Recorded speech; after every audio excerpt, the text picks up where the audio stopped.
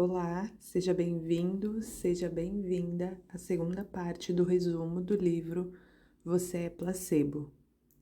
Se você ainda não assistiu a primeira parte, recomendo que volte e confira antes de continuar, pois lá exploramos os conceitos iniciais e a base científica por trás do poder da mente sobre o corpo.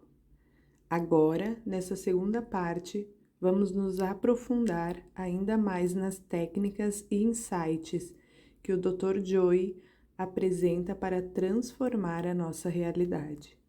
Então, pegue seu café, se ajeita por aí e vamos juntos entender como podemos ser o placebo das nossas próprias vidas.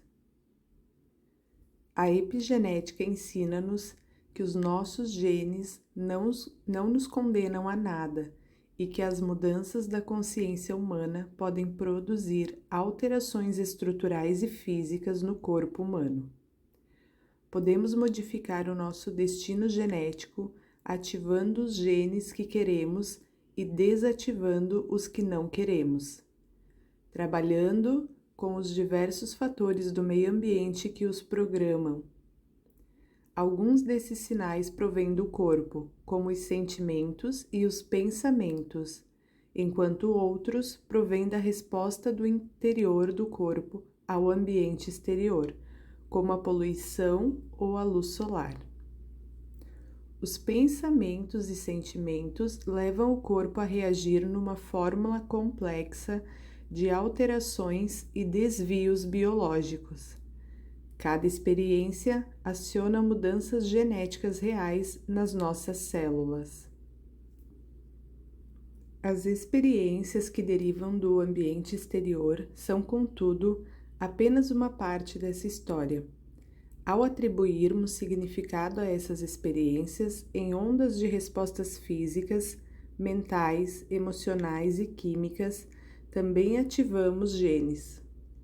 A forma como vemos e interpretamos os dados dos sentimentos como informação fractal para perceber se essa informação é ou não verdadeira e o significado que lhe atribuímos produzem mudanças biológicas significativas a nível genético. Assim, os genes interagem com a nossa consciência alerta em relações às complexas. Poderíamos dizer que o significado afeta continuamente as estruturas neurais. Por outro lado, se fizer as mesmas coisas com as mesmas pessoas ao mesmo tempo, todos os dias, coisas que levam às mesmas experiências, produzem as mesmas emoções e que comunicam da mesma forma aos genes, podemos dizer que, enquanto vive a sua vida sobre a perspectiva do passado e reagir às condições em que se encontra com a mesma arquitetura neural e ao mesmo nível mental, vai seguir na direção de um destino genético muito específico e pré-determinado. Além disso, tanto as crenças que tem acerca de si próprio e da sua vida, como as escolhas que faz por causa dessas crenças, enviam sempre as mesmas mensagens aos mesmos genes. O estresse, por exemplo, nos faz viver em um modo de sobrevivência. Ele é uma das maiores causas de mudanças epigenética, porque ele desequilibra o corpo. Ele assume 3 formas, e o estresse físico, um trauma, o estresse químico, uma toxina, e o estresse emocional, que é o medo, a preocupação, a aflição, entre outras coisas. Se estivermos sempre produzindo hormônios do estresse, criando uma série de emoções negativas e altamente aditivas, como a revolta, a hostilidade, agressividade, competitividade, ódio, frustração, medo, ansiedade, ciúmes, insegurança, culpabilidade, vergonha, entre outros sentimentos negativos. Se só formularmos pensamentos relativos e amarguras do passado, ou a imagem horrendas do futuro, impedimos que o corpo retome a sua homeostase. Na verdade, podemos ativar a resposta ao estresse só com o nosso pensamento. Se o acionarmos e depois formos incapazes de o desativar, o mais certo é desenvolvermos doenças ou problemas de saúde. Por exemplo, se estivermos fazendo previsões sobre um futuro conhecido e nos concentrarmos nesse pensamento, excluindo todos os outros, o corpo começará a mudar fisiologicamente para se preparar para o enfrentar. O corpo, nesse momento, passa a viver, então, em futuro conhecido no momento presente. Como os pensamentos mudam o cérebro e o corpo? Quando você se concentra numa intenção para obter um resultado futuro, se puder tornar o pensamento interior mais real do que o ambiente exterior nesse processo, o cérebro não saberá diferenciar uma coisa da outra. Nessa altura, com a mente inconsciente, o corpo começará a vivenciar o novo acontecimento futuro no momento presente. Transmitirá informações a novos genes de outra forma que se estão a preparar para esse acontecimento futuro imaginado. Se continuar a praticar mentalmente essas escolhas, comportamentos e experiências que deseja, reproduzirá o mesmo novo nível mental vezes sem contar. O cérebro começará a mudar fisicamente, instalando novas estruturas neurológicas que se equiparam a esse nível, de modo que a experiência pareça já ter acontecido. Só com o pensamento produzirá variações epigenéticas que conduzem a verdadeiras mudanças estruturais e funcionais no corpo, tal como acontece a quem reage ao placebo. O corpo e o cérebro deixarão de viver no mesmo passado e passarão a viver no novo futuro que criou na sua mente. Quando se rende a um novo cenário possível, deixa de analisar o como e quando da manifestação. Confiam simplesmente num estado de ser melhor e mantém-se esse novo estado mental e corporal por um período de tempo alargado.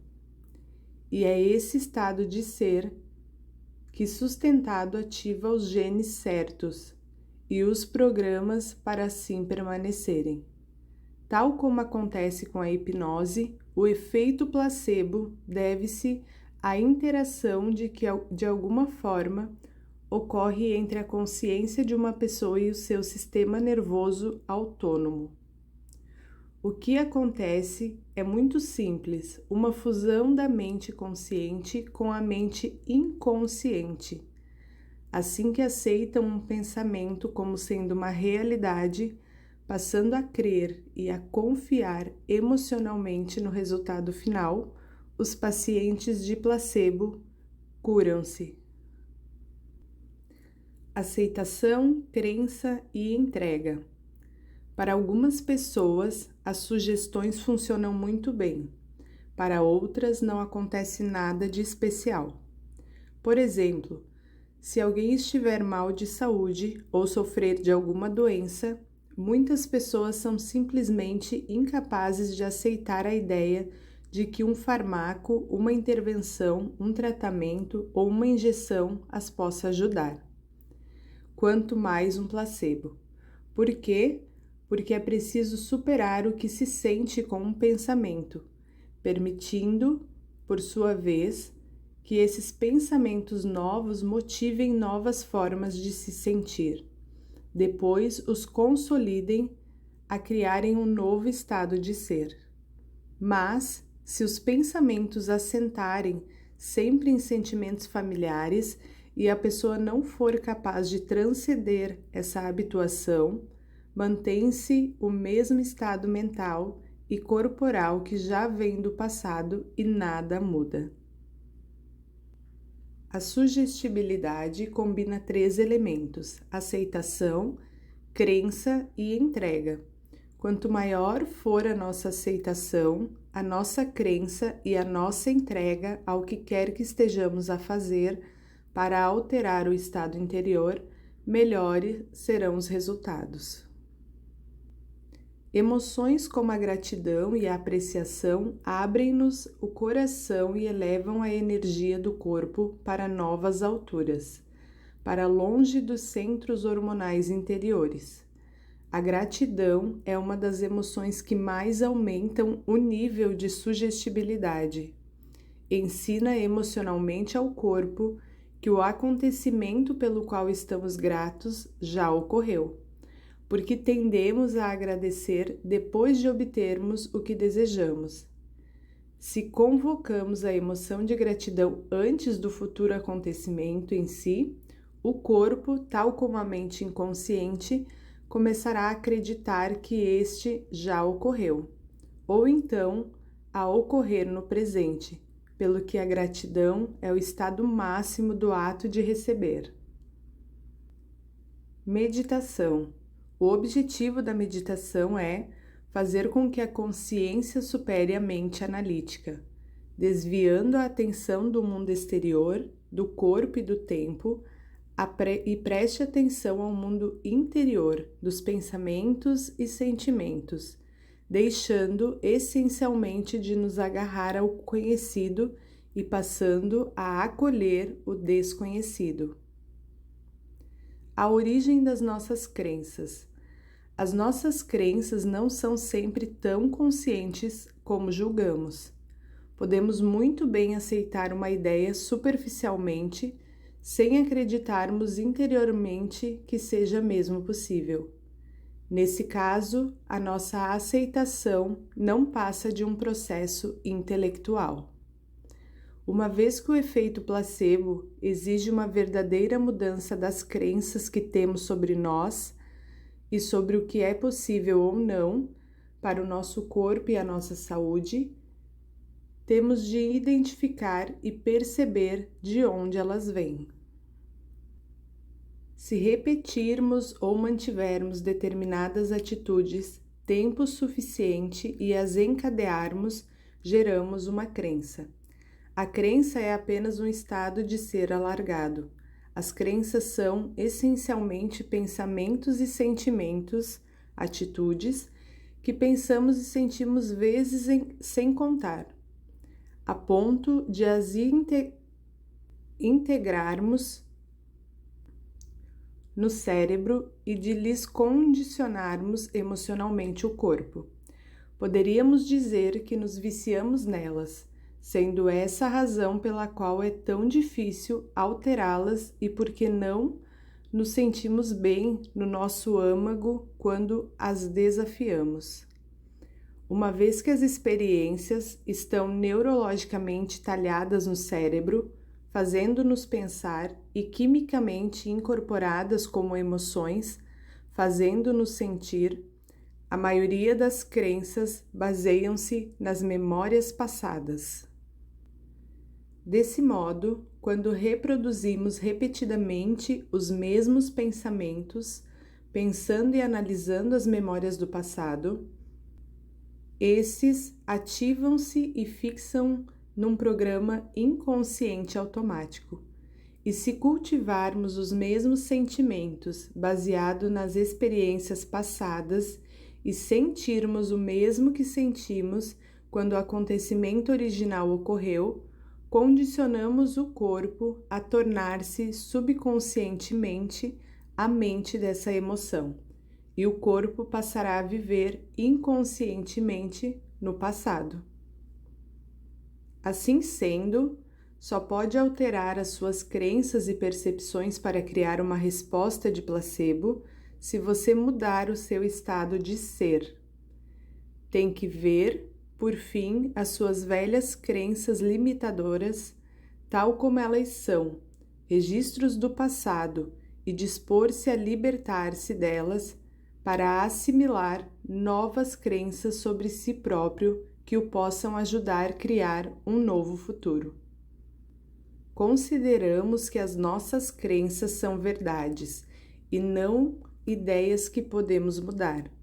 Se tivermos crenças muito sólidas sobre qualquer coisa, até podemos ter provas em contrário, bem diante do nosso nariz, que não veremos, porque a nossa percepção é constantemente diferente.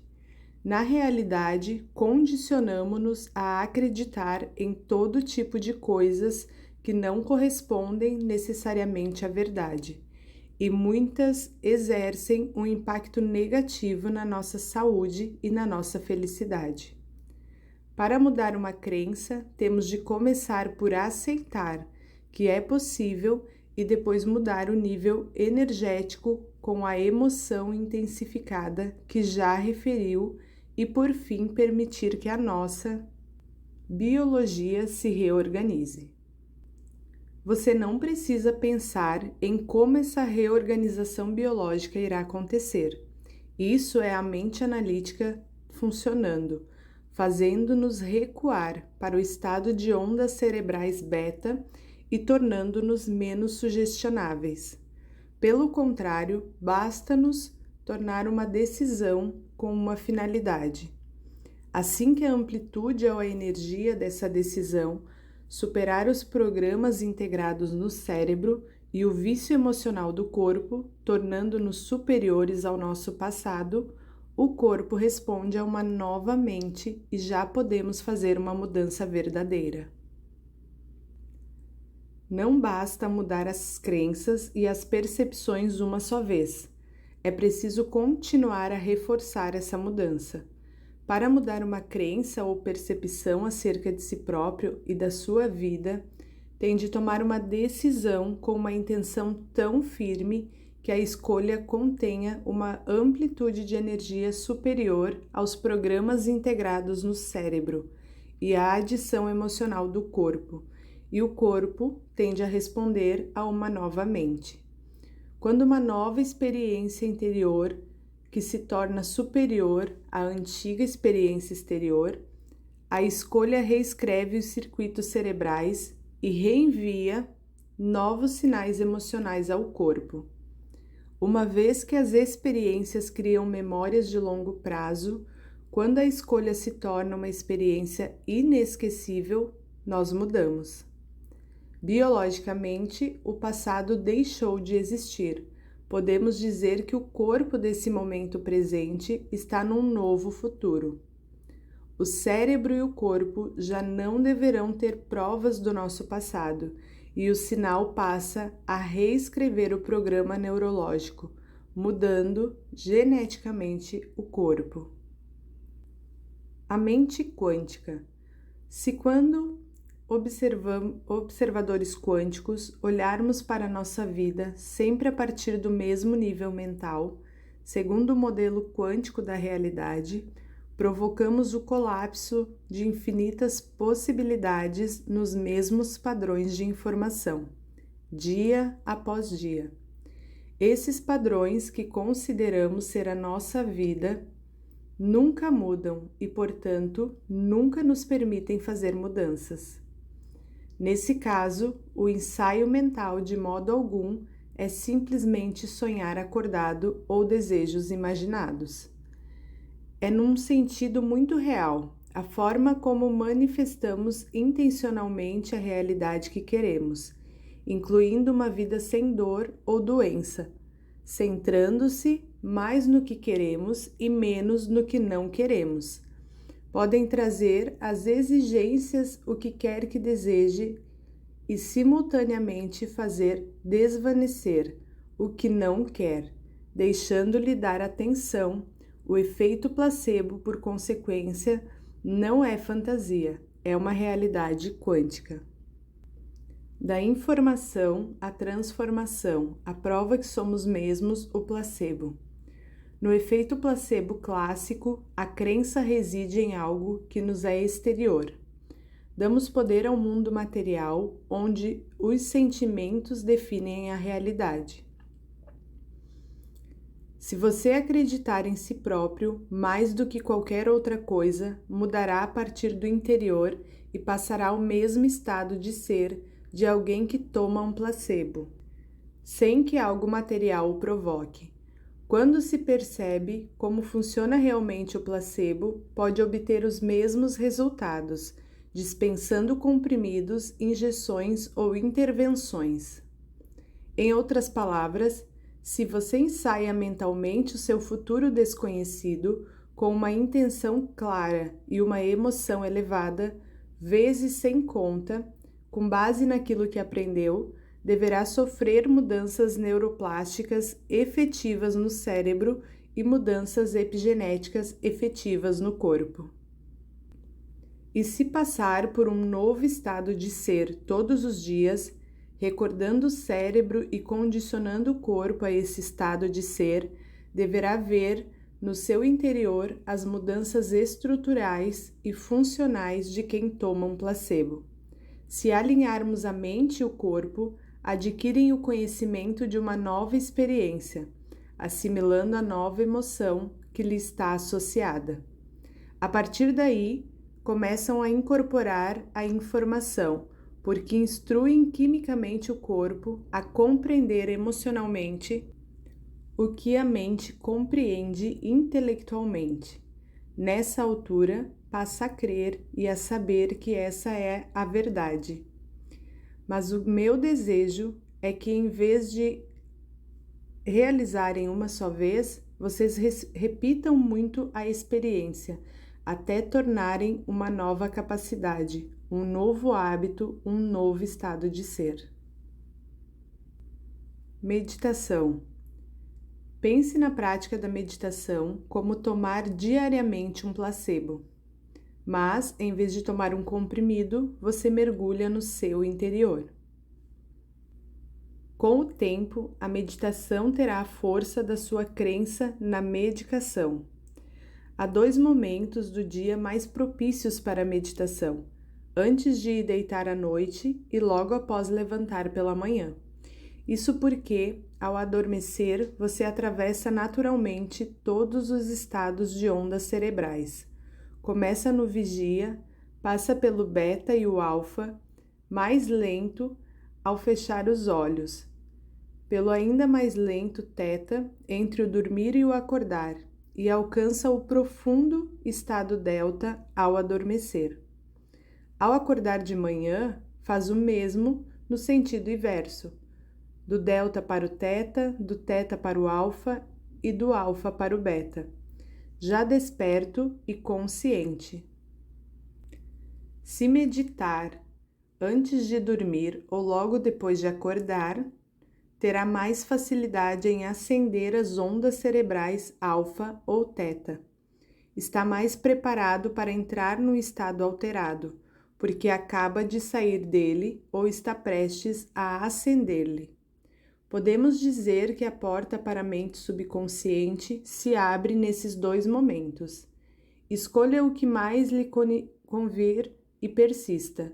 Meditar todos os dias é um bom hábito que acabará por ter muita vontade de praticar. Quero alertá-lo para um obstáculo muito vulgar com que lidam as pessoas que começam a prática da meditação. Sempre que começar a mudar qualquer coisa na sua vida, o corpo, bem como a mente, emitirá sinais ao cérebro para recuperar o controle. Quando der por si, já está a ouvir vozes negativas na cabeça do gênero: por que não começas amanhã? És muito parecido com a tua mãe. O que passa contigo? Nunca mudarás. Isso não me parece bem. É o corpo a tentar desestabilizá-lo para mudar, para poder ser outra vez a mente. Talvez tenha inconscientemente condicionado a ser impaciente, frustrado, infeliz, vitimizado, e é assim que ele quer se comportar subconscientemente. Se responder a essa voz, como se o que ela nos diz fosse verdade, a consciência mergulha no programa automático e voltamos a formular os mesmos pensamentos, a realizar as mesmas ações e a seguir as mesmas emoções, mas sempre à espera de mudar de vida.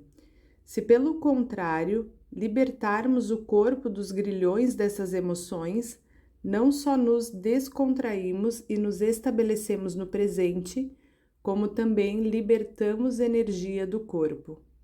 Para chegar aí, para ensinar uma nova forma de ser ao corpo, temos de nos sentar para lhe mostrar quem é que manda. Respeite o seu corpo e entenda que é a persistência que vai te levar à mudança. Chegamos ao final de mais um resumo inteligente. Se você gostou desse vídeo e quer mergulhar ainda mais nesse universo de possibilidades que o Você é Placebo oferece, não deixe de conferir o livro completo. Você pode adquirir o livro com o link que está na descrição desse vídeo. A mensagem que fica é poderosa. Nós temos o poder de transformar nossas vidas através da nossa mente, da percepção e da intenção. Se você acredita que pode, você está certo. Se acredita que não pode, você também está certo. Tudo começa na sua mente. Aproveita, já se inscreve no canal e deixa seu like para que esse vídeo chegue a mais pessoas. E claro, não se esqueça de deixar o seu comentário do que chamou a atenção desse livro para você. Um grande abraço e nos vemos no próximo vídeo.